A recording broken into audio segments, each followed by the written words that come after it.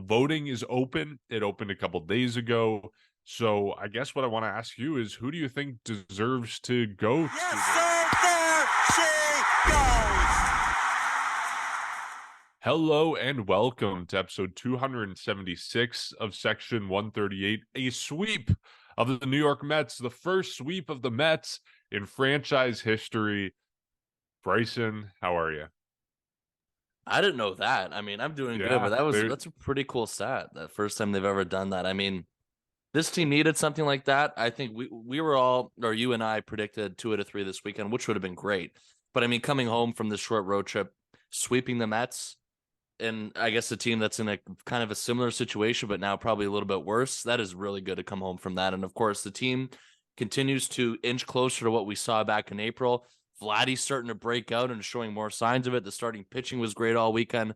Lots to talk about today and a lot of positives, which is good coming off this weekend.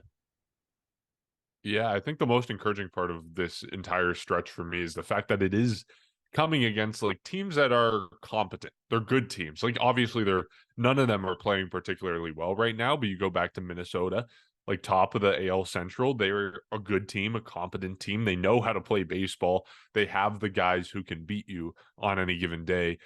Milwaukee, same thing. Like they're in a little bit of slump right now, but they're kind of in the same boat where they're competent. They know how to beat you. They have those guys. If they get hot at the right time and put a game together, they're going to beat you. And then with New York, same thing. Like this was a team that right now is massively underperforming their expectations, which seems to be a trend with the New York Mets. But still, it's a good team, good players, and the Blue Jays managed to beat them, especially, with a good rotation on the mound, especially in the series finale. So it's a sweep for the Blue Jays. And I mean, listen, go back a week and we were telling you, you're overreacting for panicking. People are telling you the wrong thing, that the Blue Jays are dead this season. And it's because of stretches like this where you win 4 games in a row, you win 3 series in a row, you win whatever it is now, 7 of the last 9 games, I think, is a stretch that the Blue Jays are on since they kind of ended that slump. So it stretches like these that turn a team around, and that's exactly what the Blue Jays have done.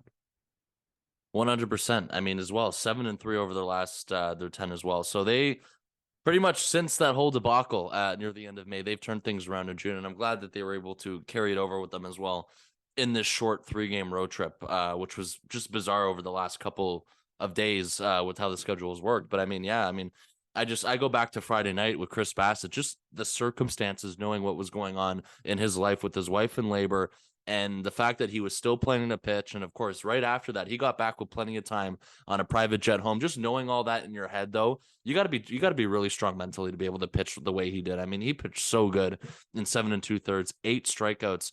And again, the biggest part about that, the most important part about that, of course, along with the fact that he had a good start, was that he was able to get back in time for the birth of his child. So that's also really good news on that one. So there was some insurance runs in the ninth as well in that game.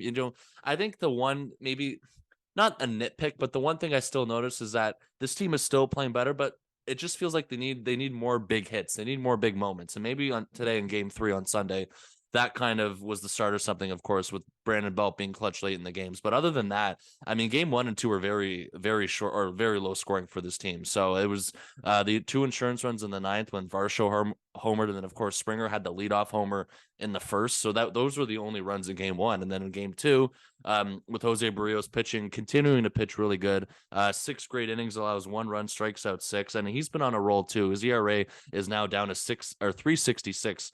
Which is really good. And of course, continues the momentum of a Jose Barrios bounce back season. And he just looks more comfortable, I think, as each start goes on. And the fact that he's been able to just, get out of trouble when he's been pitching in trouble, something that we didn't see last year, where it just felt like if he had some sort of trouble on the bases, all those runs are going to come in a score and his entire outing was going to be ruined. I mean, that was just the fact of last year. And then this year, of course, he continues to show that he's been able to get out of situations. He's been able to pitch way better. Location, I think there was a big conversation with the Slurve of how he actually dropped a couple miles per hour in velocity on purpose to get more of a break on the pitch. And the pitch has also been really good in terms of not being able to be hit that well from hitters. So I think that's also a really good part on that one. So, in that game as well, low scoring, Alejandro Kirk ties the game. And of course, Vladimir Guerrero Jr. has a clutch double in the ninth inning, which was enough for the Blue Jays to clinch the win on that one. That was another frustrating day I felt offensively, probably the most on Saturday, because it felt like there was just tons of opportunities for them to score and score and score, and they didn't really break through with one. Of course, the Kirk single kind of went off Francisco Lindor. It was kind of an awkward single that scored or pretty much tied the game in the middle innings. And then Vladdy had the big hit in the ninth inning, which was crucial. And then, of course, today on the Sunday game was the most offense behind Yusei Kikuchi, who also pitched really good and also optimistic because of how he finished May. And it looks like he was kind of pitching what we saw in April today in his first start in June, which is also really good for a fifth starter. And of course, he goes 5 innings, strikes out 8. So the starting pitching for me, and I think for everybody, it continues to be on a roll. And today is where the offense came. Of course, Whit Merrifield doubles, Vladimir Guerrero Jr. power. He hit a home run. Power, Vladdy. I mean, we still need to see him hit a home run at home, but he's on the cusp of a breakout. We've been talking about that since the last episode. He continues to show good at bats throughout this weekend. And of course, one of the highlights from today, I don't know about you, Mark, but I was not expecting with what happened with Matt Chapman at second base. Attempted pickoff at second base, and then Louis Rivera waves him home after the ball was kind of in shallow center field. That was an aggressive send. It paid off. Of course, Matt Chapman being one of the fastest guys in the team had an impact on that. But just I really loved how it was an aggressive decision. Of course, we like it also because he scored, but it just caught me off guard that he was actually sent home on that. And I think that was also really crucial. And it turned out to be crucial based off the final score. And then, of course, the Mets tied the game late. And then Brandon Belt, who also had a really good May, he's starting off June on a really good note, has the clutch 2-run home run late in the game in the 7th inning.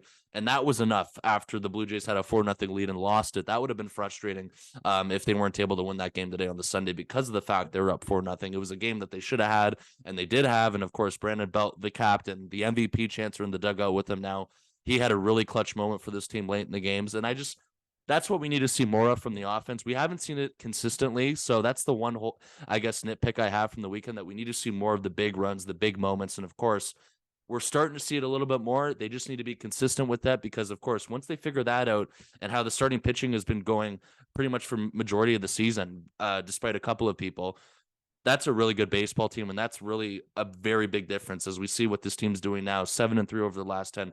They're starting to make ground in the standings again, which is really good news. So everything right now, starting the month of June off on a really good note, and now they come back to a tough homestand against the Astros and Twins. But I mean, they had to start somewhere, and I'm feeling a lot more confident against these teams coming up this week than I did a week ago.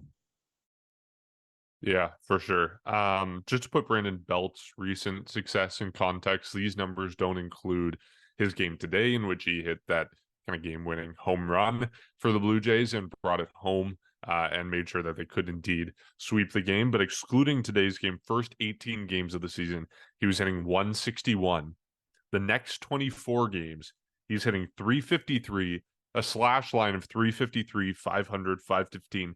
And his OPS, I mean, you could do it by math right there, but what do you think his OPS is right now? Right now? Or in his last 24 games. Oh, it's over like 900, isn't it? Yeah, it's a one dotter. It's oh a my 1 God. dot Okay. 015. It's insane. Like all the jokes, Nate, I told you. Give the guy time. Look at that. Look what happened. Like the month of April was, I don't know, like one of the worst offensive months we've seen from it was bad. Like, it was bad. It was brutal. And we were here ragging on him. Like we were saying, take him out of the lineup, bench him. Like, why is anyways?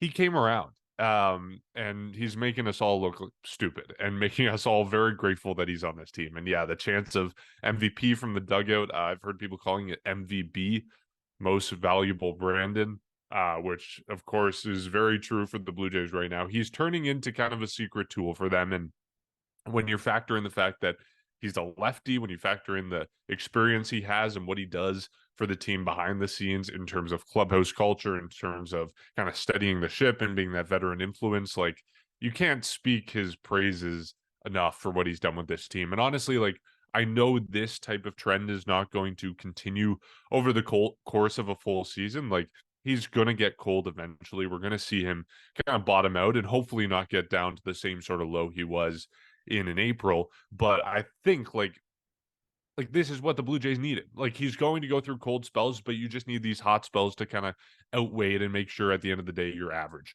And I think with Brandon Belt, we're getting much more than that, much more than the Blue Jays bargained for right now.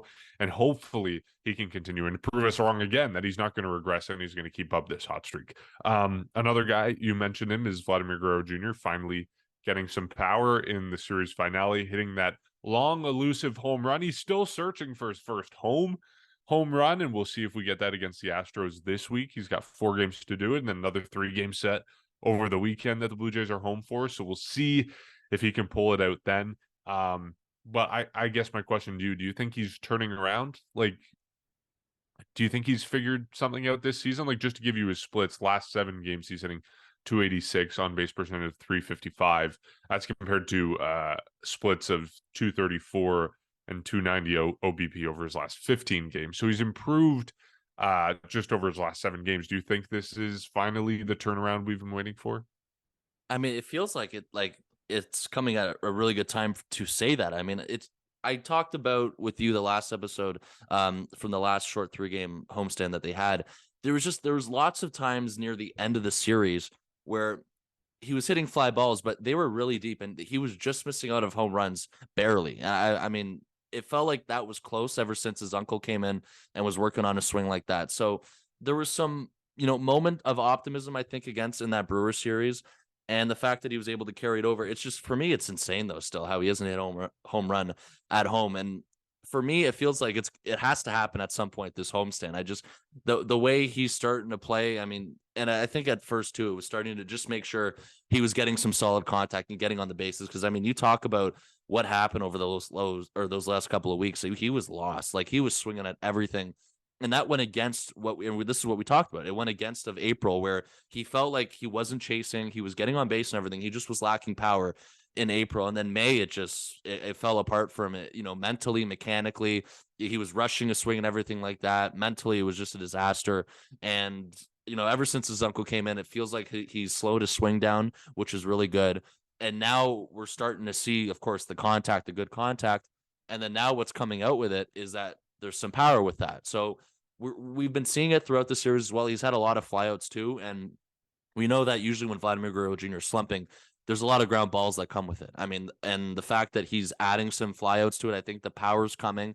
I think he's trying to get it as well to just be consistent with it. And of course, I mean, the home run that he hit this weekend, I mean, he crushed it. So that's reason for optimism. You've got to think so. For me, again, crazy that there still hasn't been a home run at home, but now you're going through a 7-game homestand coming up. He feels like he's comfortable at the plate again. You talked about his splits over his last 7. So he's turning things around. And even if he's not going to hit a home run, there's going to be really good hits and really clutch moments. So I'm confident that he has turned it around. Of course, for me, I wanted to see it continue throughout the weekend. We did for the most part. So I'm optimistic about that. But he definitely has to get that home run out of the way at some point this homestand. Like, it is crazy. We're in the month of June now, and he still hasn't had that. So I think that's something that's on his mind, and it's something that I'm sure he wants to get it over with as well. Just get a home run at home. And it just, the at-bats I liked this weekend, really liked it. I think they were highlighting it a lot on the telecast today too, even on pitches that he was fouling off. It felt like his timing was there, and just everything about it was not rushed in terms of his swing. And the power is going to come, hopefully, if he continues to play like this. And I think that's just the main goal for that. If he continues to play like that, it's going to come, and then he's going to go on some sort of roll. And he's on the cusp of it right now. And it's crucial that he does that because, of course, what happened in May, it's not like he wants to completely turn the season around because he had a good April, but he needs to get back to that. And he needs to be, this team needs more power from him, of course. And I mean, that just makes the lineup way more dangerous. And we were talking about the other guys that have started to heat up and have been pretty much the hottest hitters on this team throughout the entire year. If Vladimir Guerrero Jr. can be consistent with this power, this lineup is going to take that next step. And I think that's very important on that.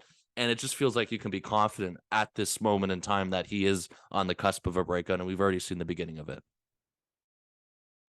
Yeah, like Bo's in a good spot. George seems to have found himself and found his sweet spot in terms of performance.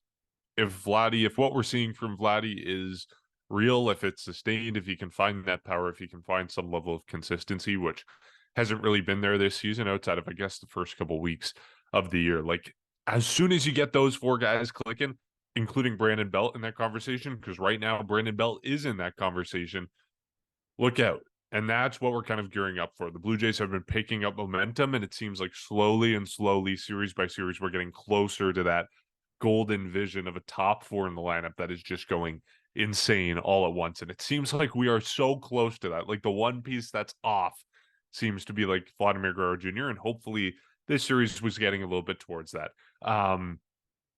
Okay, before we move on, I do want to tell everyone a little bit about Birdie Baseball Co. You're wearing the shirt, Bryson. I'm wearing the shirt. Their gear is awesome. I've said it for a couple weeks now. I love it. I love it. I love it. They're coming out with some new gear this week, so be on the lookout for that. It's very exciting, but already they got some awesome stuff in their catalog. They've got shirts, including the 1977 hat, which to me is my favorite out of their catalog. It's this white panel hat with this awesome kind of light blue logo on it. It's incredible. They've got shirts like Bryson and I are wearing. They've got hoodies. They've got everything you could want and more stuff coming soon. And what I love is that every piece of clothing they have has a story behind it, and it's rooted in Canadian baseball history. So I encourage everyone to check it out. It's jbirdy.ca. The link is also below this episode. All right. So as we talk about some of the guys who are heating up in this lineup, let's talk about what's coming down the pipe, and that's the All-Star game. It feels like the season just started, but now we're closer to the All-Star game than we are to the start of the season. We're past the 1/3 mark of the year, and we're a month and a week away from the Midsummer Classic, which will be very exciting, of course. Voting is open. It opened a couple days ago. So I guess what I want to ask you is, who do you think deserves to go to the All-Star game from the Blue Jays? Like, who should represent this team? I think I've got a list in mind. I don't know. I'll open it to you first. Let's go name by name. Like, give me a name and we can debate that. Are we talking who, like, I think deserves to go, or like who Or who will go because of its voting, right? Yeah, I guess we can talk both. Like, Okay. we can say whether someone is like checks both boxes or only checks one, I guess. Well, I think first of all, a lock for me. I guess first of all, Bo Bichette. Bo Bichette, yeah. You had that too, of Yeah. course. There's After no that, doubt. Like, he leads. yeah. Well, let's talk about him.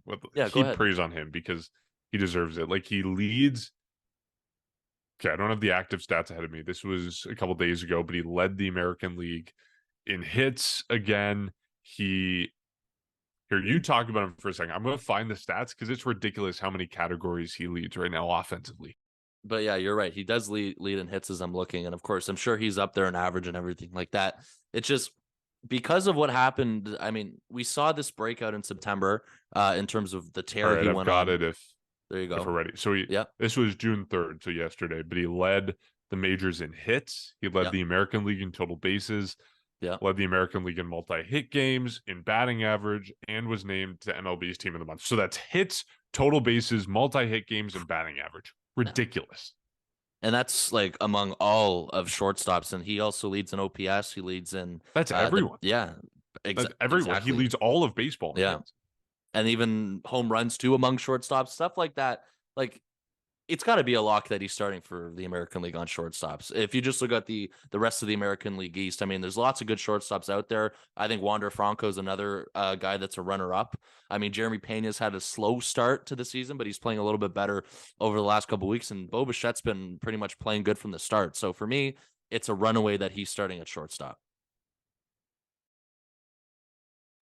Yeah, hands down. If he isn't, then we riot and we burn MLB headquarters to the ground. Like, that, there's no way that he is not the guy who is starting shortstop in the, like, there's no world in which that doesn't happen. It'd be ridiculous. Like, except for injury, there's no world performance wise that he is not starting at shortstop in the All-Star game. Okay, and just to add kind of one cherry on the top, he leads the Blue Jays with 3.3 WAR according to Baseball Reference, which we are again at like the 1/3 mark of the season. Multiply that by 3. It's pretty damn ridiculous. Obviously, again, hot and cold. He's going to find a cold spell at some point this season. But so far, I mean, there's nothing stopping him. No one's been able to shut him down. Okay, who else deserves to be? I guess I can give one. I'm going to say Kevin Gausman. I think, okay, we'll get into the little bit of the split between deserves to go and will go. I think right now, Chris Bassett deserves to go. I don't know if he will go. I don't think he will go, but I think name recognition alone, and of course the way he's been pitching, I think Kevin Gausman is going to go to the All-Star game, and of course he deserves to go to the All-Star game as well. 100%. This was our Cy Young pick going all the way back to the series predictions, and even in the American League, tons of people were talking about this at the start. He's at the, he's among all American League pitchers, of course, in ERA and everything like that. So that's the good part. And, you just talk about how dominant that he's been. Like, he has really been dominant. I mean, he's up there for all the pretty much the categories if you really look at it. So that's also really good on that one. I mean, even just the splitter and everything like that, he's among the top of the American League for pitchers, and there's no question in my mind that he does not go. I mean, I think it's 8th right now in the American League in the ERA, or it's 8th in the American League, and that's only going to go down because, of course, he's so tied, or he's pretty much in a cluster with a lot of guys. So that's going to go up and down, and I think he's going to continue to go up because, remember, it was a couple starts where there were blow up starts, and that's why his ERA is like that, because if he never did that, his ERA would be even lower. So that's the crazy part when you think about it and how good he's been, the fact that his ERA is there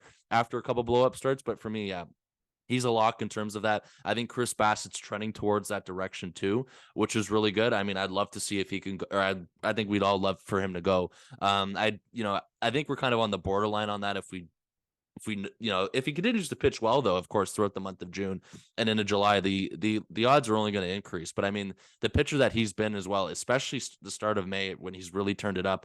I know he had the blow up start his last time out, or not his last time out, the start before this, the start against the Mets. So if he continues to do that, he's going to be in there too. I think he's going to have a real shot to get voted in among, I guess, Blue Jays starting rotation. And I think I think that those are my only two right now that I see going out of the rotation if you were to pick right now. Yeah, definitely. Give me someone out of the bullpen. Do you think anyone out of the bullpen's making it? I'll say Tim Mesa. I really? think he deserves to go. Yeah, I mean, wow, not a name that's not the name I expected. Yeah, no, I mean, I think like Eric Swanson deserves to go too. I don't know, Yes. Jordan Romano, I don't know, but I think he'll be among names. But for me, like, you look at Tim Mesa, not a lot of people know about him, of course, not a lot of people talk about him, but you look at his numbers, he's got to be among the American League, of course, for relievers on that. So I think there's a legitimate chance with all those three. I don't think all three go just the way it is, but I do think, of course, one of those three are going to go. I think, a lot of the All-Star game voting is name recognition. And so I think Jordan Romano might be the guy who goes Canadian, out of that trio. Yeah, it's a lot of it is marketing. Like, he's a Canadian kid. Everyone knows his name already. Like, if you walk down the street and grab someone in Toronto and ask him who Eric Swanson is or who Tim Mesa is, like, the odds that they know that name are probably slim to none. The odds that they know the name Jordan Romano are probably a lot higher. And so I think for that reason alone, like, this is, again, the split between deserves to go and will go. Yeah. I think Romano deserves to go, and I think he will go. I think Swanson and Mesa maybe deserve to go, but probably won't just because of the name recognition side of things. I think that's, where do you stand on Vladdy? Chapman? Oh, no, I don't think Vladdy's going. Yeah, I mean, I'm looking. Well, name recognition. We got like a month name recognition, yes, and we do have a month left. So I think he might, if he heats up the deserve thing. Yeah, I don't know. I don't think he deserves to go now at all. Yeah, he doesn't deserve to go, but maybe he'll make it just because everyone knows who Vladdy is. So, and what you talked about too, I think, like, Chapman's also an interesting conversation because that's the other name I was going to bring up. Cooled off in May. If he can heat up back in June and all that, I think he's got a chance to go. I don't know about starting, but at least a reserve or anything like that. So, I mean, he's got to have a good June and July, and that same thing goes with Vladdy after what happened in May. So those are two guys that started really good, just a mediocre May, and then here we are in June, and they're going to have to try and find their game. So we'll see. Yeah. I think, I don't know, Chappie is interesting because you look at like the tally right now, he's second on the Blue Jays in wins above replacement, according to Baseball Reference. Second only to Bo Bichette, and he's 0.8 behind Bo Bichette. So, like, he's been good, and his wild month of April makes up for the play that he's put up in May. It's just, I don't know. Yeah. I think that's a tough one. I don't think I see him making it, though. Among third basemen in the American League, he's second in OPS. I mean, home runs, I think he's third. So he's still up there with, I guess, other third basemen. He's still trailing a lot of guys. Of course, you have Devers. Alex Bregman's another guy who's starting to heat up. So there's a couple names out there that are playing a little bit better than him right now. But I mean, he's still up there, and that just shows how good of course, month of April that he did have. So, and of course, third in batting average and everything like that. So that'll be interesting too. Anyone else, or does that kind of wrap it up for you? I think that wraps it up. I mean, of course, Bichette and Gosman for us. I think those are like the Yeah, locks those are at the this rate. locks. Yeah, Yeah. So other guys, I mean, there's lots of time for people to make a push, but yeah, as of now, those are our locks. yeah, for sure. Okay, let's do a little sweet relief. The curse continues. We talked about Nate This isn't good. Pearson, and he had a bad outing. And well, Jacob's not here. I will begrudgingly mention that he is on 14 appearances, so One my more. days are numbered. One It's all more. it takes is one game. It could be tomorrow, and my Be cool if days it are happened numbered. Tuesday with all of us there. It would be. We're all going to be at the game on Tuesday. Shout out to Jeff for the tickets. Yeah, I mean it. I don't know. I hope it doesn't, but anyways. Okay, the sweet relief for this episode. Hopefully, we do not curse the recipient of today's award. The question I have for you is which Blue Jay reliever has made the most appearances out of the bullpen at 28? Is it Jordan Romano? No. It's Eric Swanson. Yes, it's Yeah, Eric so it Swanson. was one of those two. It was one of those two this weekend. Yeah. Yeah, and he deserves the award for what he did this weekend. He came in today's game, the series finale, pitched one perfect inning, struck out one, and then earlier in this series, if we're looking back, he came in on yesterday's game as well. In the Saturday game, he also pitched a scoreless inning. He gave up a hit, but nothing more. He hasn't given up a run in his last 5 appearances dating back to May 20th against Baltimore. That was the last appearance where he gave up runs. And I mean, he's been phenomenal this season. Like we said, he's a possible all-star. Like he's one of those guys who you would want to be in that mix. He's getting high leverage situations. One of the complaints when we heaped praise on Tim Meza was the fact that Tim Meza doesn't pitch a whole lot. Like he'll come in and get one out and leave the game. He'll get pulled. That's not the case with Eric Swanson. Like Eric Swanson is getting these super high leverage situations, these super high leverage and important scenarios. Like right now, he's the number 2 guy out of the bullpen after Jordan Romano. He's pitching for a long time. Like he's pitching full innings. He's got 27 innings out of the bullpen, but then also simultaneously, he's phenomenal. Like he has a 2.93 ERA, all the stats I just mentioned, ERA plus of 142, a FIP. Maybe that's a little bit concerning at 412, but a whip of 0.97, which I believe is second best on the team. Yes, to Nate Pearson. And Eric Swanson is also first on the team among starters and relievers in hits per 9. He's given up 4.6 compared to Nate Pearson, who's second in that conversation at 5.8. So yeah, Eric Swanson has been phenomenal this year for the Blue Jays. The high leverage situations that he's pitching in, and of course, the length of his outings as well is very encouraging. And just to look at innings by relievers, Trevor Richards is second with 25 innings. So Trevor Richards was another possible award winner this week, as he was last episode. He's been great lately. But Eric Swanson leads all relievers on the Blue Jays with 27.2 innings pitched. He's been nails. He's been great. He has been great. And I mean, I know we did this last time and it was a little bit of a rough patch from after, but that rough patch and maybe that also impacted his FIP. It was just during that, it was like the Baltimore series and everything like that. I think he was also a little bit under the weather throughout that part. I don't know if it was the viral infection that's been going around the team, but apparently he wasn't exactly, 100% healthy. I mean, I look at other stuff too. I look at, if you want to look at high leverage like numbers for him, I mean, batting average with balls and plays at 150. That is insane. The fact that he's pitched that good. The other thing too, what you mentioned about Saturday, which is also crucial, is that he came in to close in the 9th inning because Jordan Romano was unavailable. So I think that was the second game this season that he's come out in the 9th inning because most of his appearances, as you mentioned, as he leads the team and them out of the bullpen, have come in the 8th inning. So. And I guess in an inning where he's not exactly as familiar as others, of course, I'm sure he tries not to think about that stuff. But for some pitchers, I mean, that's it feels like, pitching in the 9th compared to the 8th could be a massive difference for some people. So the fact that he's able to, continue to pitch good in the 9th inning and I guess just kind of take it as he's pitching in the 8th inning or whatever it is. That's crucial, especially on a day where a guy like Jordan Romano was unavailable. So it's just kind of those things where it's the next man up, and you're able to go to Eric Swanson when Romano's unavailable without any sort of hesitation, because we've talked about how valuable he's been in this bullpen and everything like that. So that's the best part for me about it. Of course, it could have been Romano or Swanson this past weekend. I mean, both of them just pitched really good. So I want to end things off with one thing. I don't want to be this guy, but I saw it. It was a little bit eye-opening, and I'm going to read it to you, Mark. I don't know how you're going to react to it. Oh no. Teoscar Hernandez is on pace for 222 strikeouts this season. This would put him one behind Mark Reynolds for the MLB single season record. Holy cow. That's a lot. That's pretty shocking. That's a lot. Yeah. I knew I don't want to be that the guy. Mariners. Yeah, well, I mean, let's be that guy. Like we talked about this trade before and how people are overreacting to this. Yeah. Like this is part of it.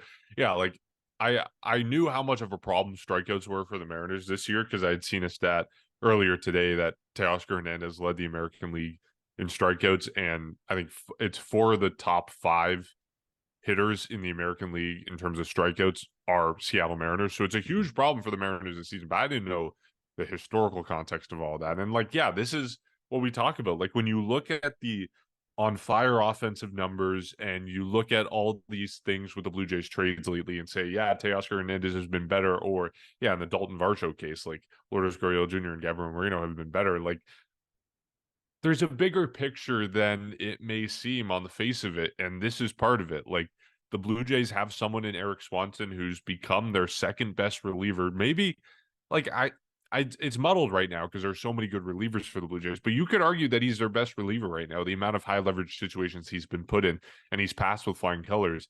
This is why the Blue Jays made that trade, and it's working out. And I mean, those numbers speak wonders to that. And just to put in context, like how good the Blue Jays bullpen has been lately over the last 2 weeks, going back to May 21st, they are 3rd in all of baseball in bullpen wins above replacement, according to Fangraphs. ERA doesn't value them as highly. They're still near the top.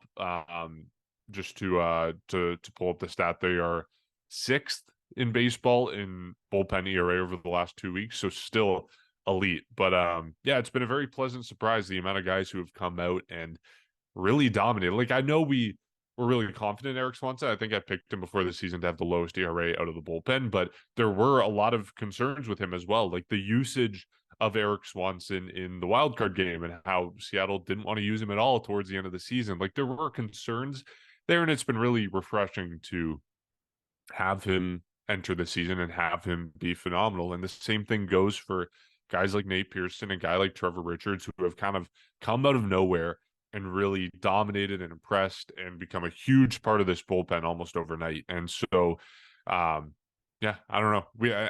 With this sweet relief segment, we're now heaping praise on the bullpen every week, every episode. So maybe it's going a bit towards the other side and seesawing a little bit. But right now, with the way the bullpen's pitching, like we got to heap praise on them because they have been nothing but phenomenal over the last 2-ish weeks. And yeah, a lot of guys came out of the blue. Eric Swanson, Tim Meza, Jordan Romano, all Wars of 0.6. Those are the most valuable guys in this bullpen right now. You talk about this slump that this team had, including that slump without Eric Swanson, this team would be in a much worse situation right now. I mean, it just proves how valuable he has been.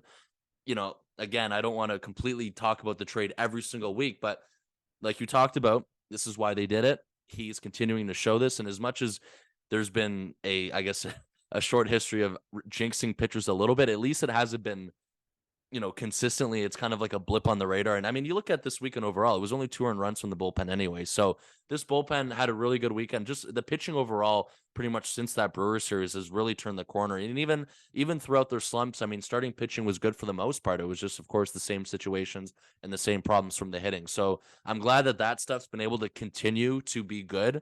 And of course, throughout this weekend was really good. Eric Swanson stepping up when Romano's down, and those guys feed off of each other like that. They're able to come in different situations late in games. And of course, it's really crucial for this bullpen that they're able to do that because of course, not every single game, every single guy is going to be available at this point of the season. So I'm glad that they're able to kind of on days where this guy's available, but this guy's not, they're able to kind of swap places and really just be effective no matter if they're pitching at the bottom of the order, the top of the order, the 8th inning, the 9th inning, or the 7th inning. Eric Swanson, having him involved in that that cycle among these top relievers, it's really, really crucial for this bullpen and this team overall. All right, that segues us nicely into the final topic of the episode, which is what the hell do the Blue Jays do with Zach Pop? He's on his way back. He's had a couple rehab appearances, right, Bryson? Yes. They got no room for him right now. Like, you look at the bullpen roster, the Blue Jays have Jordan Romano, Anthony Bass, Tim Meza, Jimmy Garcia, Eric Swanson, Trevor Richards, Nate Pearson, and Adam Simber. There are names out of that list that you can pick out and say aren't performing. Those names are Anthony Bass and Jimmy Garcia. Those are the only two guys in the bullpen right now that aren't pulling their weight. When Zach Pop comes back from the injured list, do you designate one of those guys for assignment? What do you do? How do you find space for Zach Pop in this bullpen? Right? Do you find space for Zach Pop in this bullpen right now, or do you just send him down to AAA? Because like Nate Pearson is not going down. Trevor Richards is not going down. Like, what do you do? Like, where does Zach Pop go, I guess, is my question. It's a very fun conversation. Okay, well, pitching, just pitching. Based off of pitching, yes. Anthony Bass has pitched better. I'm only talking about how he's performed on the field. Compared to Zach Pop. Correct. And of course, Zach Pop's been injured. Jimmy Garcia, right, as much as he's been a disappointment, I don't think they DFA him this early. I really don't. I think they're going to hold on to the guy, and that's the guy that they signed. I don't see it. I guess it's possible it happens. Adam Simber, I think he came back. I think he's going to stick around. So honestly, for me, the easy decision is for him to stay in AAA for now. And of course, he's got the options. You know that. I'm looking at it right now. Can't confirm he's got options. He can go up and down.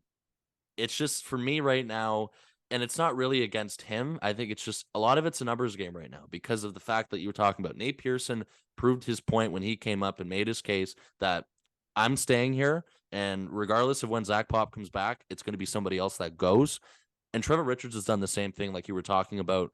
Adam Simber just got back. He's a guy that they depend on late. Of course, he pitched late today on the Sunday game. I know not every single guy was available, but of course, they definitely trusted him late in the game today. He got out of it with the double play, a big double play to end the inning today. Jimmy Garcia, not as exactly pitching on high leverage right now. And of course, I mentioned with Bass, who has been pitching better in the month of May. If we're just making a baseball decision, I don't think it's anybody that gets DFA'd right now. And of course, Zach Pop's currently, I believe, as of a couple days ago, he was in single A Dunedin. So he still has quite a bit to go. Of course, he's got to move up. I mean, of course, he's probably going to go through AA and AAA, or maybe just go right to AAA. I don't know, but he had a really good 1, 2, 3, 9th inning when he pitched for Dunedin a couple days ago too. Maxed out at 97 or 98 miles per hour with this fastball. So the velocity is there. Sorry, with the sinker and slider, maxing out 97. The velocity's there, the movement's there. It looks good, but it's just, for me, it's a numbers game right now. I don't know if there's a clear path for him right now, barring any sort of injury.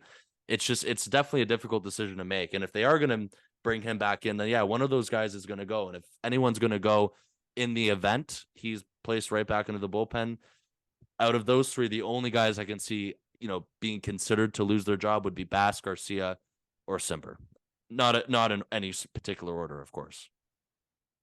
Yeah. I have a really hard time seeing any of them lose their job right now. Like, performance-wise, yes. Like, if you put Jimmy Garcia's numbers onto, I don't know, who do you want to pick? Like, journeyman reliever Jay Jackson. Like, if you put those numbers on Jay Jackson is going down in a heartbeat. But the problem is, it's not just about the numbers. The Blue Jays have a lot of money riding on this guy, and if you send him down, you're putting him through waivers and you're going to lose him. A team is absolutely going to claim someone like Jimmy Garcia.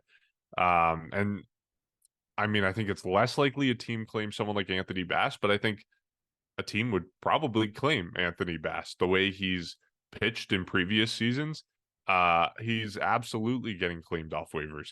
Um, so it's really hard to justify sending one of those guys down when you have Zach Pop, who, yes, he was injured, but he wasn't phenomenal when he was in the Blue Jays bullpen. He's got 6.59 ERA in 15 games this year. And B, he's got options. You can send him down without losing him. And maybe, honestly, AAA is where he belongs right now with the way he pitched to start this season. So I think that's probably the most likely scenario we're putting ourselves in.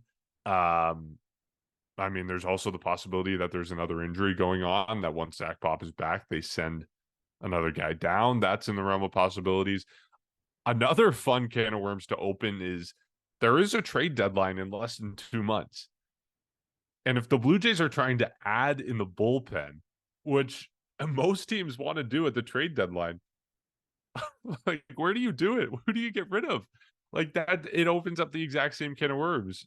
And like, do you DFA Even when Chad Green's Garcia? ready. Like, yeah, that too. That's another roster crunch that's going to be happening. And who knows when he's back? Like, maybe it's mid-July. Maybe there's a setback. Maybe it's like, there's a lot of moving parts to this and a lot of people vying for limited spots in the rotation. Like, I don't know, maybe one out of the box solution is like you limit the bench. You cut the bench down by one guy. Right now, who would you take off the bench if you're the Blue Jays? Like, who's even on the bench right now? I always lose track of those guys. As of now, Tyler Heineman, Kevin Biggio, Ernie Clement still here, and Nathan Lucas. Okay, so I guess you have room on the bench. You could get rid of Clement. I mean, what's he doing right now? You could get rid of Lucas. But then what happens when Espinal's back? That's another issue. So maybe you get rid of both those guys.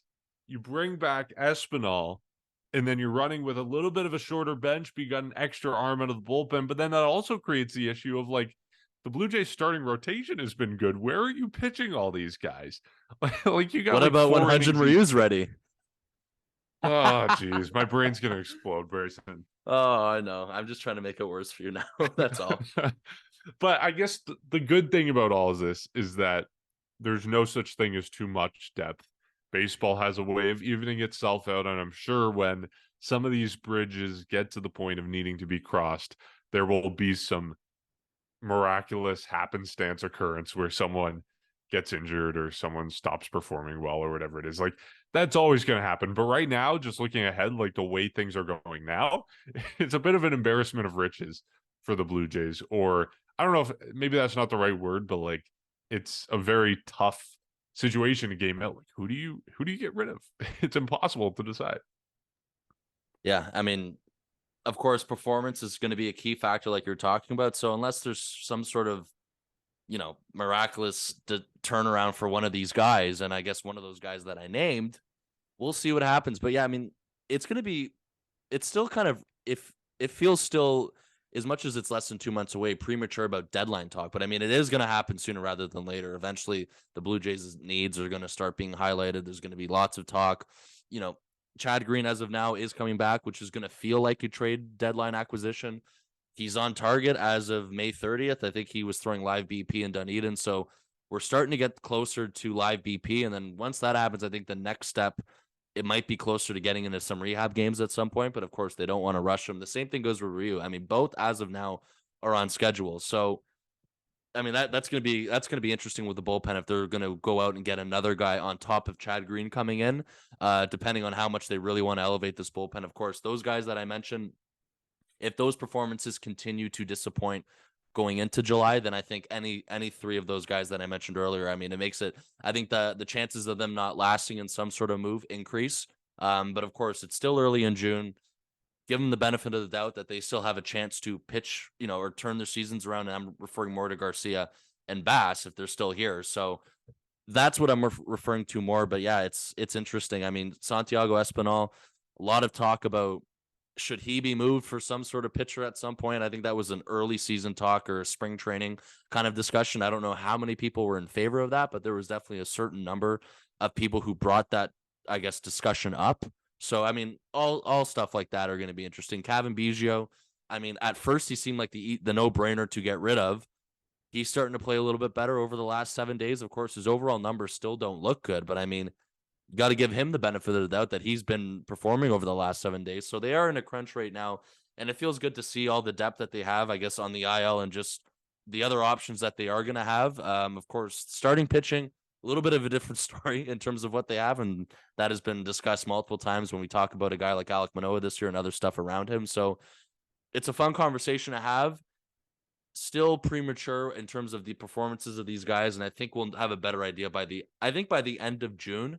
We're going to have a much better idea, and that still might be a little bit early before we have those conversations, but it is fun to talk about now. And if you look at it right now, if it was going to happen tomorrow, tough decisions would have to be made. Very tough for sure. Okay, that leads us into series predictions for this 4-game set against the Houston Astros.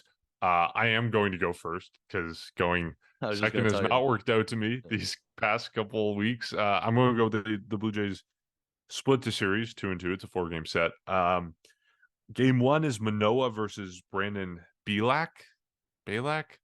Astros win that. I'm not betting on Alek Manoah right now. I think the Blue Jays win game 2 and 3. They've got Gausman on the mound and they've got Chris Bassett on the mound. I think they win those two. I think they lose the final game on Thursday because it is Jose Barrios versus Framber Valdez, and Framber Valdez has been nothing but phenomenal for the Houston Astros this season. So that's my pick, 2-4. Bryson, where are you at?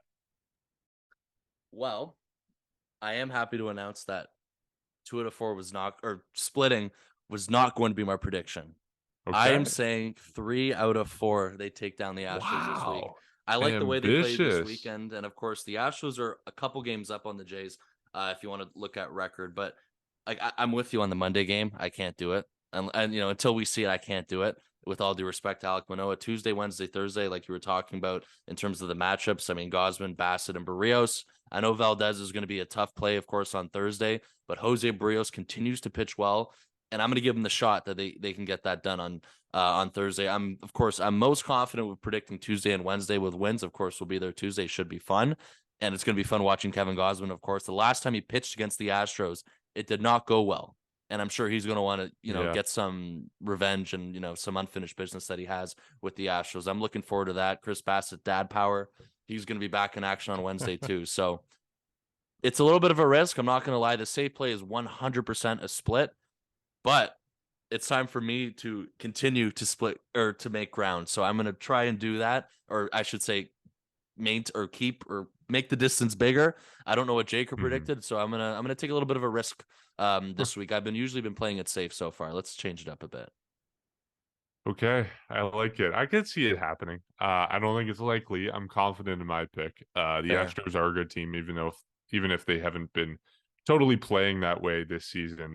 They're 35-24, so a little bit hotter than the Jays are right now, but of course, not totally out of this world.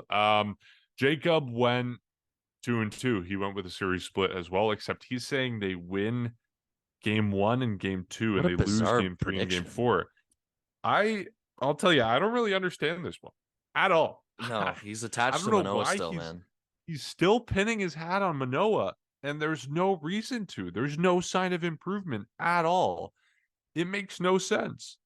Which is why he's in last. That's why he trails you by 11 points. Why would you say Chris Bassett's going to lose and say Manoah's going to win, or Barrios is going to lose and say Manoah's going to win? I don't understand that at all. Sorry, Jacob. I hope Disney World is nice, but it doesn't make sense at all. So to update the standings in our series predictions, nothing changes. We all went 2-1, and because none of us are perfect, we all get an equal score. So Bryson, you're in the lead at 34. I'm in second, 31. Jacob is trailing at 23. Nothing changes, and that's only going to increase after he says the Blue Jays. He really believes in Manoah. Watch him be right now. Watch him. Yeah, after we chirp him, after we write on it. Yeah, and he might miss Thursday's episode as well. So maybe he's not going to be here for like 2 weeks. I don't know. He's busy. Okay, well, anything else to chirp in on before we wrap this one up? No, I think that's good. I mean, again, really good weekend coming off of a sweep, and they got to continue to, gain that ground back that they lost. And I think they're starting to do that now. Still a lot of work to be done, but I mean, you got to like where they were this weekend for sure. And just like we talked about, I mean, with Vladdy and stuff like that, with Brandon Belt, and pretty much, those guys leading the way. And of course, what we've been already seeing from these guys, the starting rotation has been really good. It's going to be a good test this week with the Astros in town, and of course with the Twins on the weekend, who they saw just about a week ago. So I'm looking forward to the homestand coming up this week. I think it's going to be a really fun week of baseball. Yeah, I already saw an Astros jersey in Toronto and Spadina, so hopefully that's not an indication of how many Astros fans are going to be here, because I don't want to interact with the cheaters themselves. But I got an asterisk shirt that I'm going to be wearing to Tuesday's game, so that'll be fun to watch the chaos unfold. Yeah, thanks to everyone who listened to this episode. We're looking forward to 4 games against Houston, and we'll catch you on Thursday night.